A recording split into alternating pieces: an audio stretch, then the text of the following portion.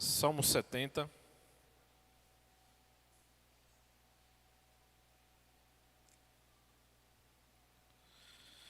texto bíblico nos diz o seguinte: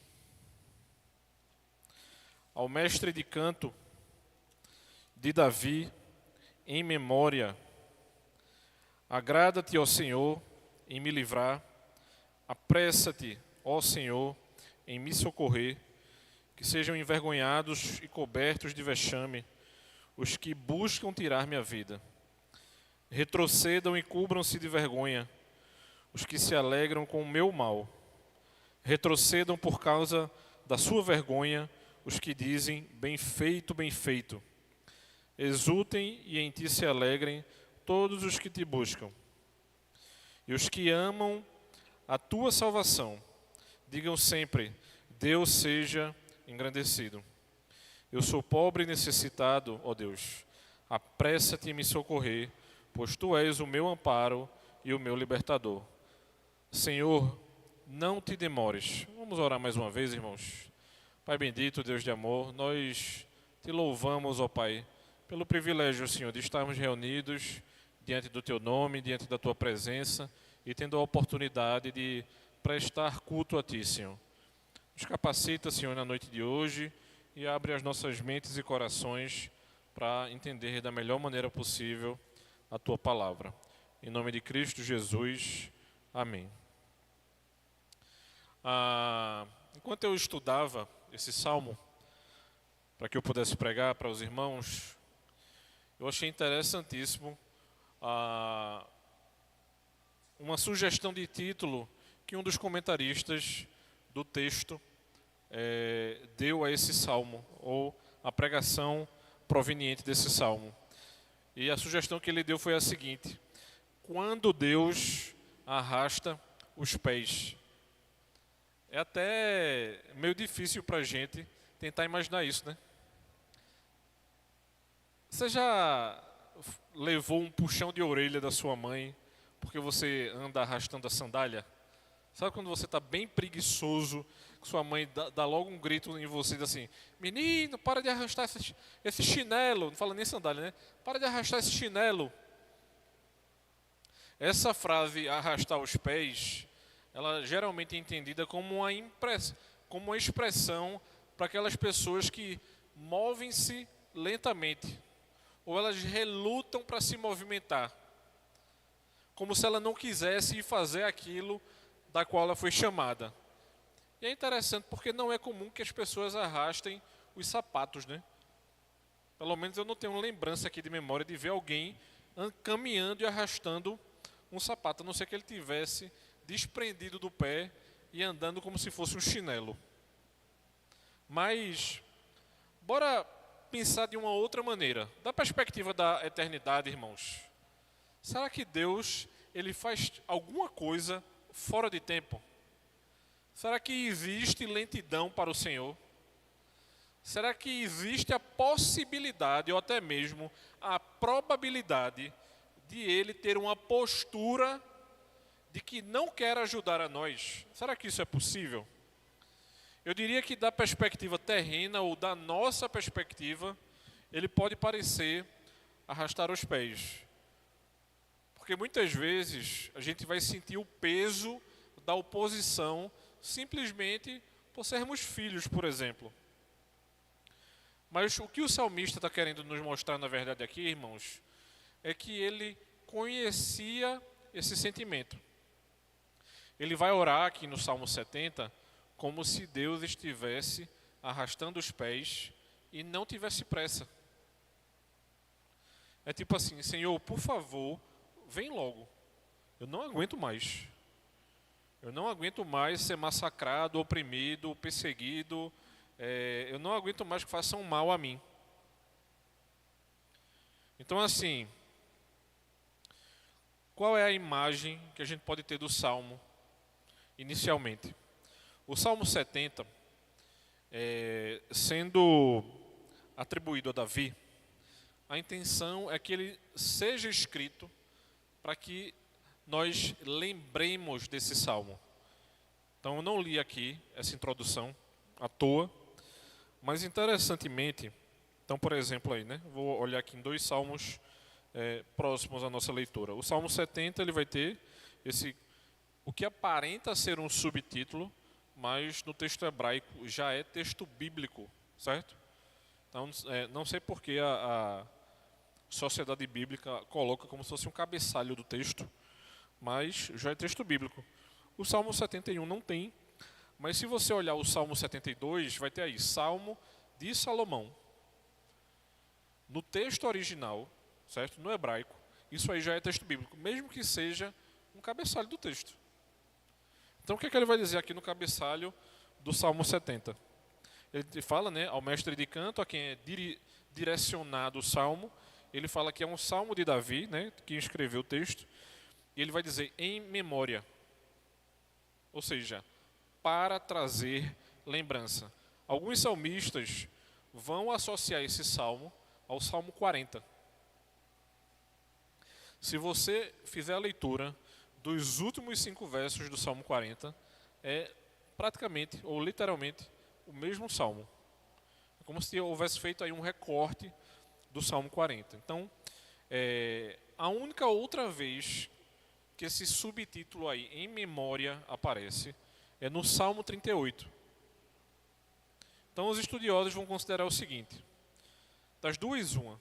Ou isso é uma referência à oferta de incenso que havia naquele tempo. Caso os Salmos 38 e 70 fossem recitados naquele momento, né, durante o ritual. Então essa é uma perspectiva.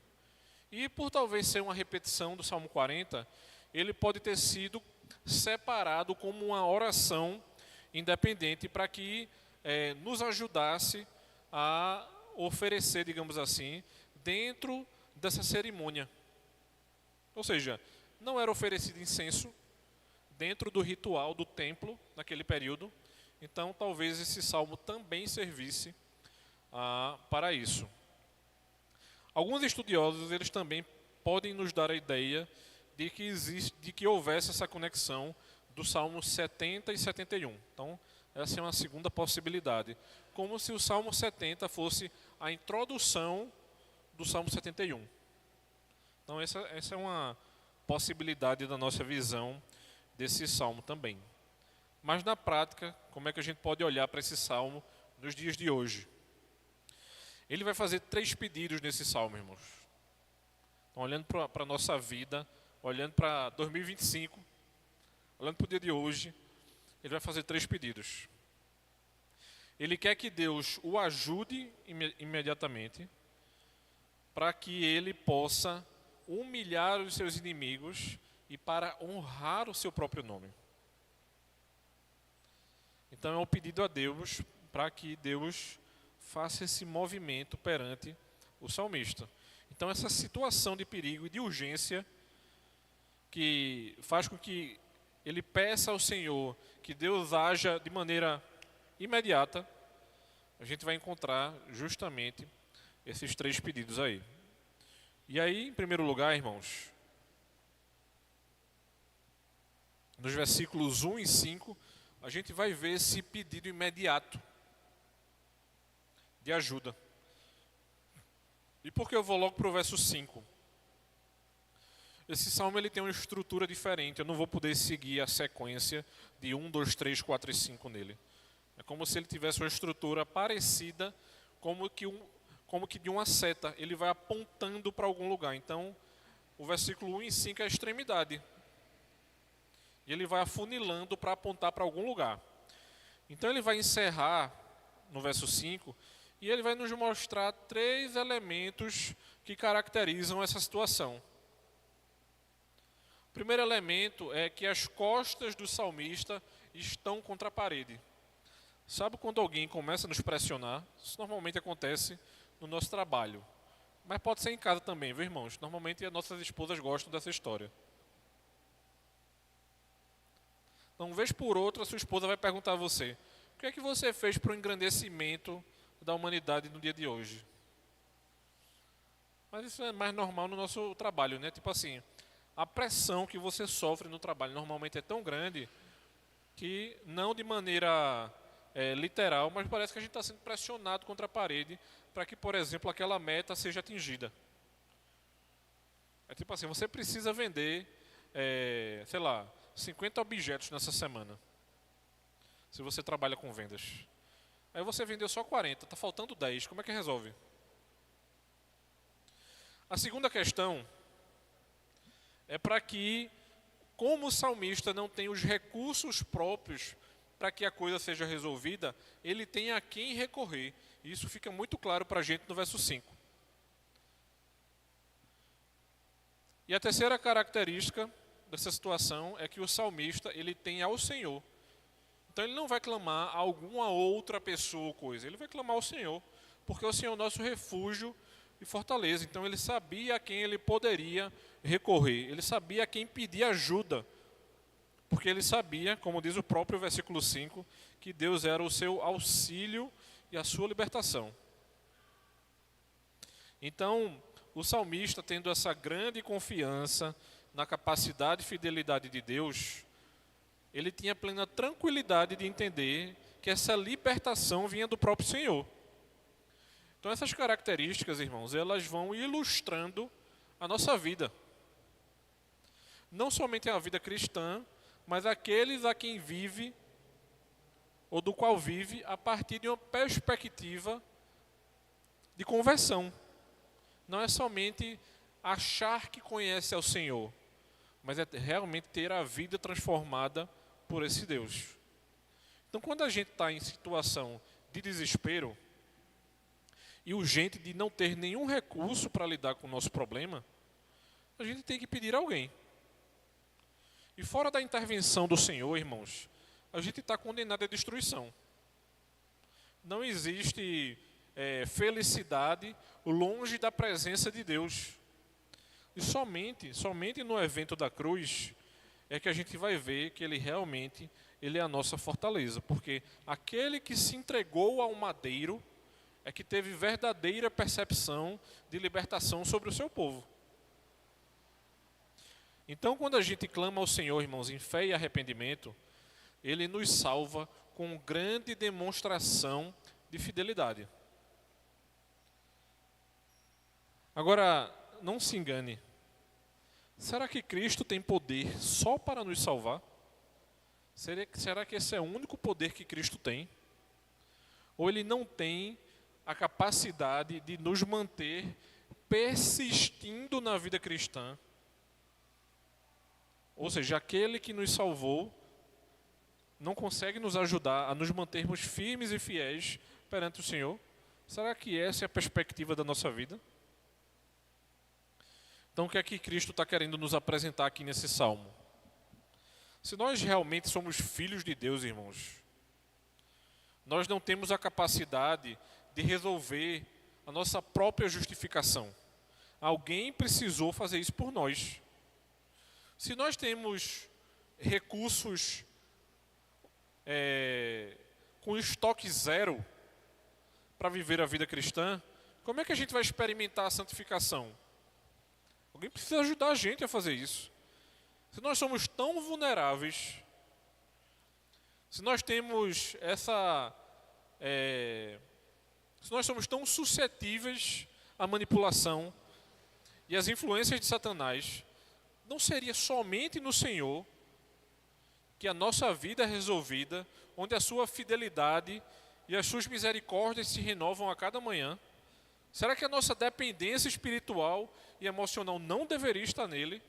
Será que os nossos recursos naturais e emocionais não deveriam estar confiando de que diante de determinada opressão a gente deveria clamar e confiar nele? Eu acho que clamar ao Senhor é fácil. Eu acho que o mais difícil para nós, irmãos, é depender da temporalidade do Senhor.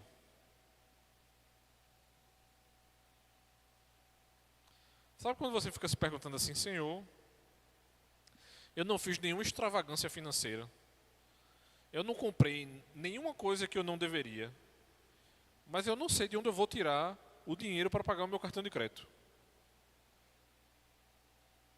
Sabe quando a gente se questiona a respeito disso? E aí eu não estou colocando aqui a possibilidade de que o Senhor vai nos tirar de determinadas situações financeiras quando a gente fez uma besteira muito grande.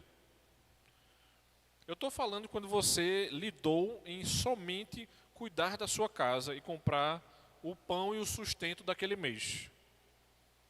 E você fica se questionando.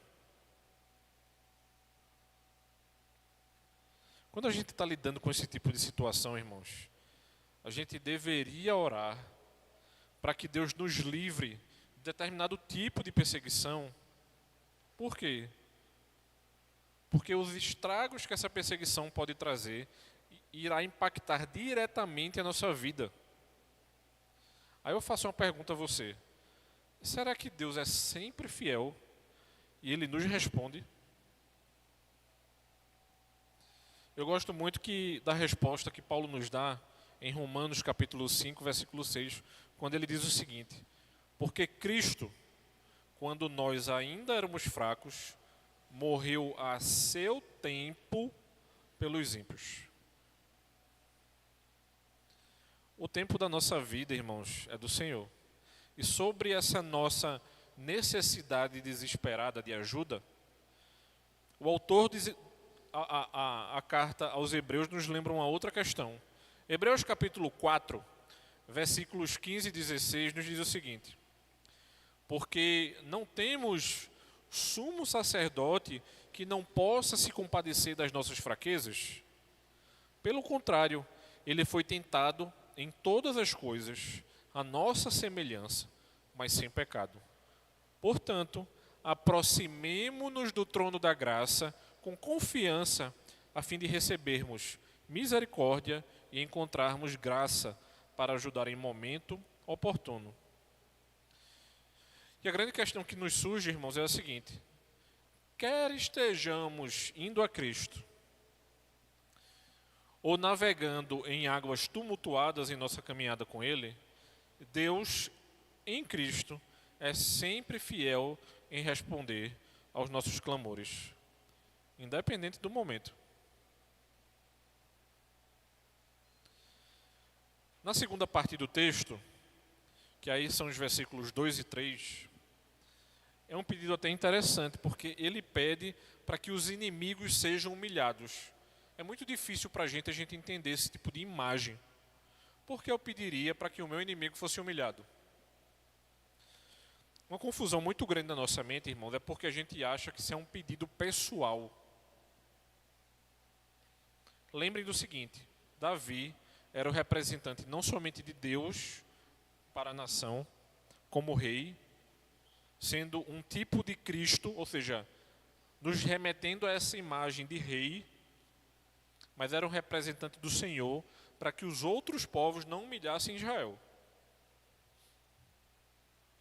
Então, quando a gente olha para um texto como esse, muitas vezes o que a gente acha? Mas Davi pediu para ele. Mas Davi não estava preocupado com ele. Davi estava preocupado com a nação.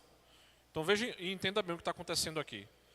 O cerne desse pedido, do pedido de Davi, é que os inimigos fossem envergonhados, constrangidos e perturbados por se opor a Deus e ao seu povo. Não era porque eles estavam contra Davi, não. Porque eles estavam contra o Senhor. Ou seja, Davi não estava satisfeito somente com a derrota deles. Ele tinha um olhar mais amplo para o julgamento de Deus para com esse povo, para com essas pessoas que o perseguiam. Ele queria que os outros vissem a vingança de Deus, para que os outros povos temessem ao Senhor.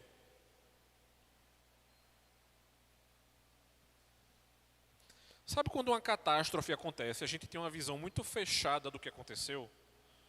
Como se a gente tivesse assim, bem feito, ainda bem que morreu.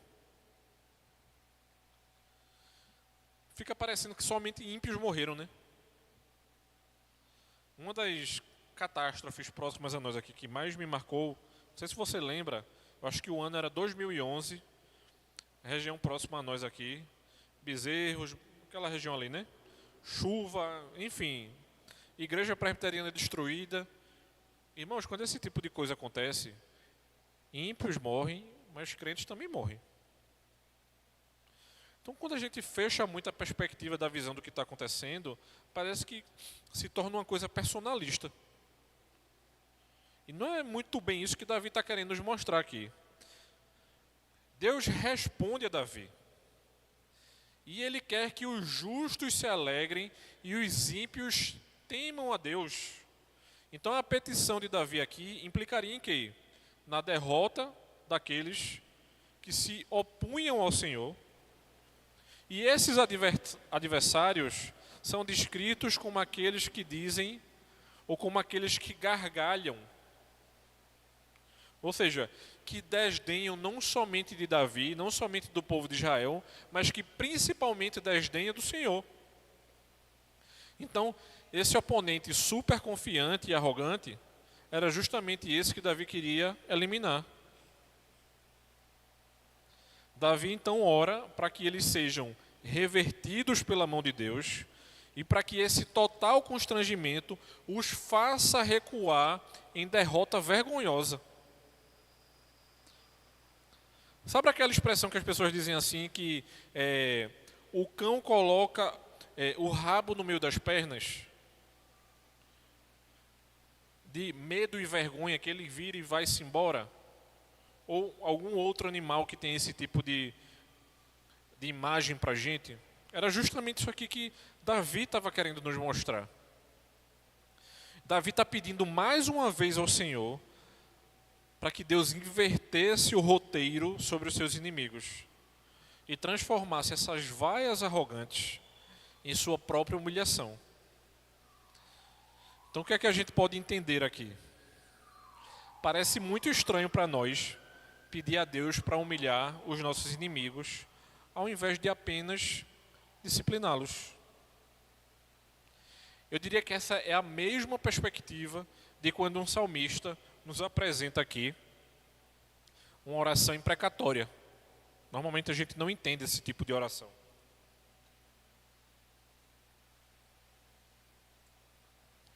E na prática, irmãos, como é que isso se dá? Vamos lembrar, pandemia, lockdown, todo mundo preso dentro de casa. Só quem não pegava Covid era quem andava de ônibus na região metropolitana. Mas você não podia ir para a igreja porque você ia pegar Covid na igreja. No ônibus não pegava, mas na igreja pegava. Então fecha a igreja também. Se eu disser a você que eu não fiz oração para que Deus tomasse o bom partido dos meus inimigos que estavam proibindo a igreja de reunir, eu estaria mentindo para você. Mas não era para mim e nem para você diretamente. Era para que Deus tomasse o bom partido e parasse de envergonhar a igreja naquele momento. Porque aí você pode estar pensando, mas eles fizeram um bem do povo. Constitucionalmente falando, aquilo ali não era para ter acontecido. O Estado não pode fechar a igreja nenhuma. Isso não existe constitucionalmente falando. Mas a grande maioria das igrejas baixaram as orelhas e acataram. Sobre esse tipo de coisa, irmãos. Faz parecer muito distante, mas pastor, já faz 5 anos. E quando acontecer de novo?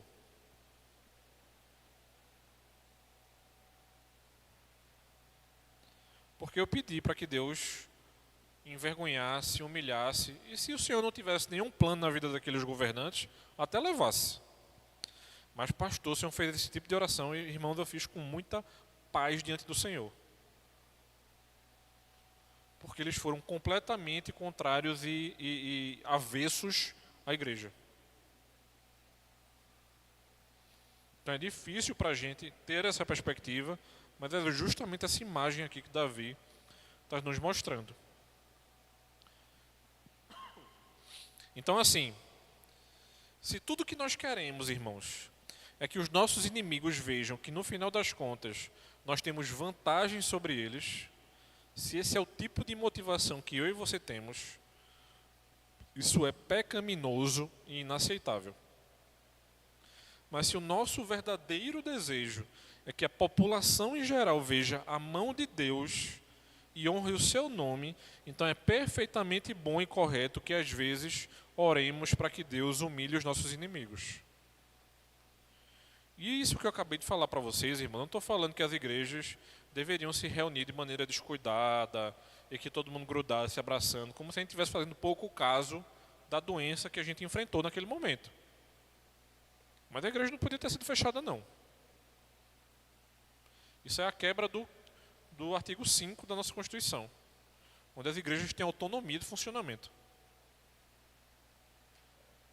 Então, entenda o seguinte: a gente deve ser lembrado de orar como Cristo nos ensina. Mateus capítulo 6, versículo 10, nos lembra que, na oração do Pai Nosso, que venha o teu reino, seja feita a tua vontade, assim na terra como no céu. Então, a chegada de Cristo ela é caracterizada pela humilhação daqueles que se opuseram ao Evangelho. Apocalipse capítulo 18, versículos 7 e 8, nos diz o seguinte: quando a grande Babilônia cai no livro do Apocalipse, uma voz do céu diz: o quanto a si mesma glorificou e viveu em luxúria, deem a ela em igual medida tormento e pranto, porque ela pensa assim: eu estou sentada como rainha, não sou viúva, nunca saberei o que é pranto. Por isso, em um só dia sobrevirão os seus flagelos, morte, pranto e fome, e será queimada no fogo, porque poderoso é o Senhor Deus que a julga. Essa ostentação arrogante, irmãos, do maligno e dos seus exércitos, será abatido para que todos vejam. Essa humilhação que nos é apresentada aqui em Apocalipse, todos contemplarão. Quando a gente ora para que o reino de Deus venha, a gente está essencialmente orando para que os nossos inimigos sejam humilhados. E normalmente a gente tem um sentimento muito estranho, porque a nossa ética, que deveria ser cristã e não é, está tão corrompida que a gente acha um absurdo o que eu acabei de falar. Eu não estou dizendo que eu vou destratar todo mundo que eu encontro na rua, não, irmãos. Mas em algum momento, quem não aceitou ao Senhor será julgado. Eu não sou o juiz, mas nós sabemos quem é o nosso justo juiz. E como é que o salmista fecha aqui? Né? Ele está apontando aqui para o verso 4. Aqui é onde a gente encontra, irmãos, né, o pedido ao Senhor para que Deus honre o seu nome. Aqui onde nós encontramos um terreno sólido para pedir a Deus que Ele se apresse. E a contrapartida óbvia para a humilhação dos inimigos de Deus é a honra do nome de Deus. Então é perfeitamente natural para o salmista seguir o seu pedido pelo primeiro com um pedido pelo último. O que é que eu estou querendo dizer? Ele sabia que a derrota humilhante dos inimigos de Deus não só traria alívio para ele, mas também daria alegria a todo o povo de Deus, a todos aqueles que amam a salvação de Deus. Então, um dos comentaristas desse texto diz o seguinte: o contraste é claro, vergonha para aqueles que buscam a vida do salmista, e alegria para aqueles que buscam o Senhor. A gente não deveria perder o objetivo da alegria de Davi. Não era a sua libertação, mas era a derrota dos seus inimigos. Então, qual é o objetivo final aqui do texto? É que o povo de Deus proclame a sua grandeza. Então, quando a gente pensa na grandeza do Senhor, irmãos, não existe amedrontar-se perante aqueles que nos encurralam. Sabe quando você acha que vai perder o emprego porque você fez o certo diante do Senhor? Não tenha medo não, meu irmão. O certo é o certo. A gente não deveria titubear porque, não, mas eu posso ser demitido. Pode mesmo. Mas você vai ficar trabalhando dentro da meia-verdade para ser mantido no emprego? Ou nós vamos ser agentes da verdade, ou a gente vai ser agente que se afasta da verdade. Não tem muita opção.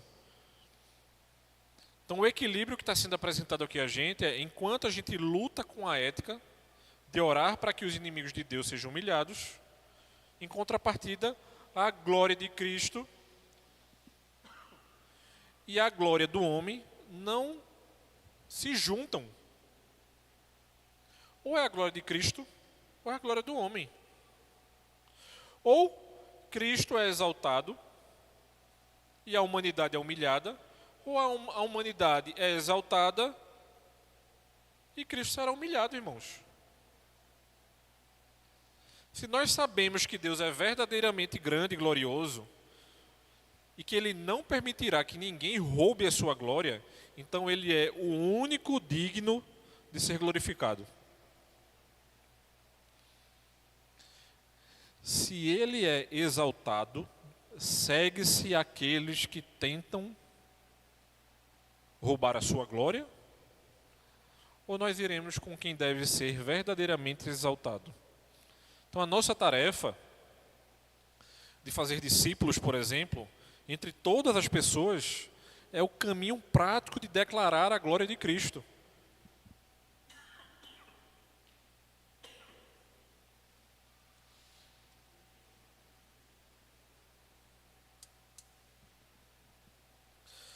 Tá tudo bem, meus irmãos?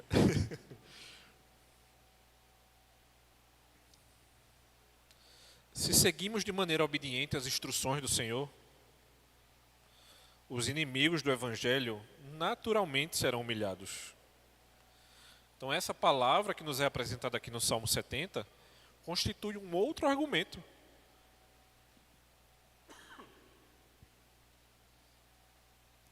E esse outro argumento ele deveria ser convincente.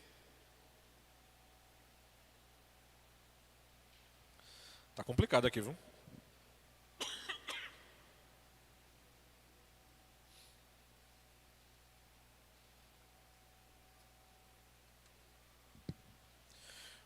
E por que deveria ser um argumento convincente?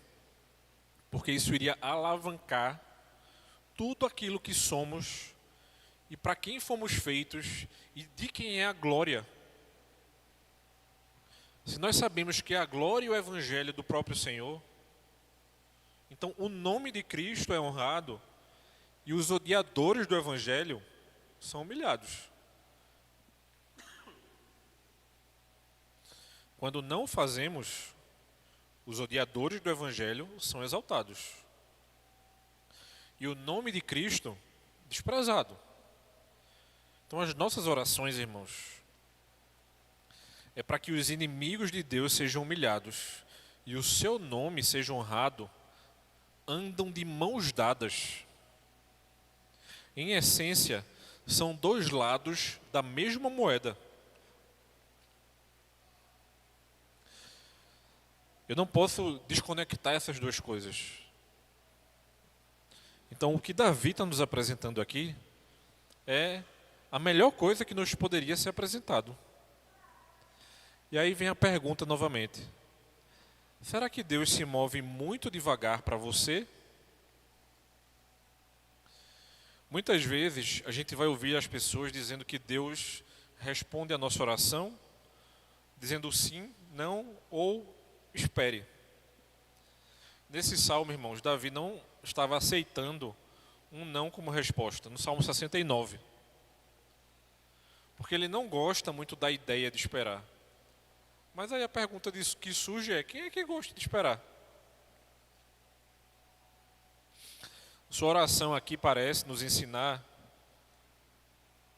que a gente pode pressionar Deus sobre esse momento de resposta, esperando que Deus responda a nossa oração.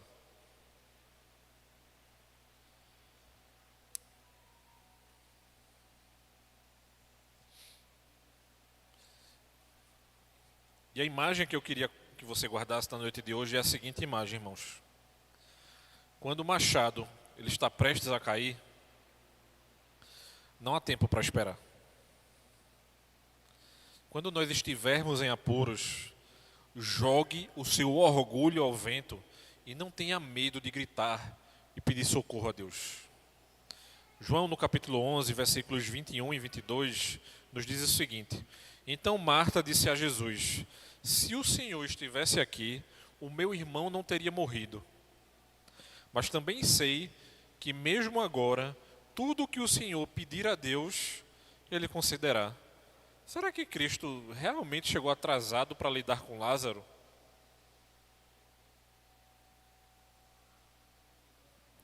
Quando nós fizermos isso, irmãos, certifique-se de que o seu clamor desesperado seja transmitido como pano de fundo de um desejo de que Deus seja glorificado entre todas as pessoas.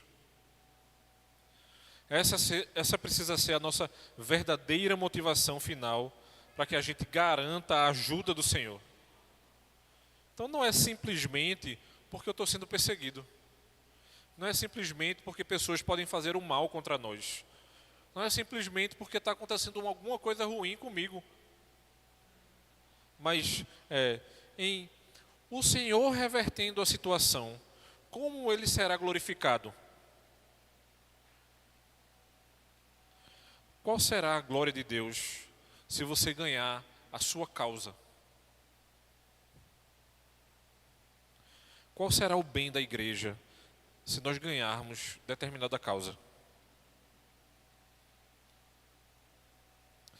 E eu encerro lembrando de uma expressão de Spurgeon, que ele diz assim: as pessoas podem falar muito mal de mim. E aí eu vou parafrasear, certo que eu não lembro exatamente a frase não.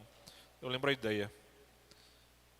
Mas quando eu me deparo com o espelho, eu sou lembrado do que eu sou muito pior do que as pessoas me dizem. Então as pessoas falarem mal de nós, irmãos, não faz com que o Senhor vire a mesa para que a coisa seja resolvida. Agora, o Senhor resolvendo, como é que nós glorificaremos a Ele e mostraremos às pessoas que estão lidando,